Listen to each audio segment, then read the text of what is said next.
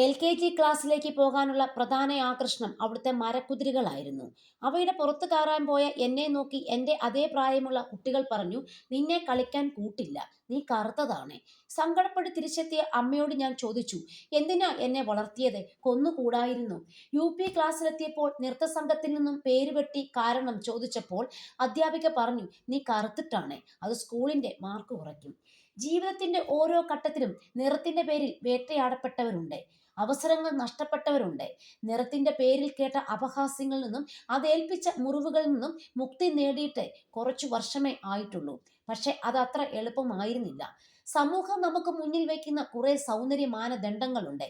വെളുത്ത് മെലിഞ്ഞ പെൺകുട്ടിക്ക് കിട്ടുന്ന സ്വീകാര്യത കറുത്ത് തടിച്ച പെൺകുട്ടിക്ക് ലഭിക്കുന്നില്ല, വിവാഹ മാർക്കറ്റിൽ പ്രത്യേകിച്ചും.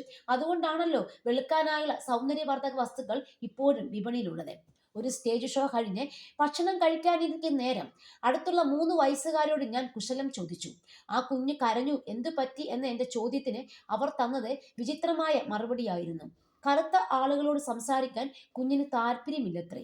സമൂഹമായാലും മാധ്യമങ്ങളായാലും കറുത്ത ആളുകളെ കാണുന്ന രീതിയിൽ ഇപ്പോഴും അസമത്വമുണ്ട്. വില്ലന്മാരെല്ലാം കറുത്തവരാണ്, തിന്മയെല്ലാം കറുത്തതാണ്. ആരാണ് കറുപ്പിനെ തിന്മയായി ചിത്രീകരിച്ചത്? കറുത്തവർ സമം അവർണർ എന്ന പൊതുബോധം ഭരിക്കുന്ന തലമുറകളിൽ പെട്ടവർ ഇപ്പോഴും നമുക്ക് ചുറ്റുമുണ്ട്.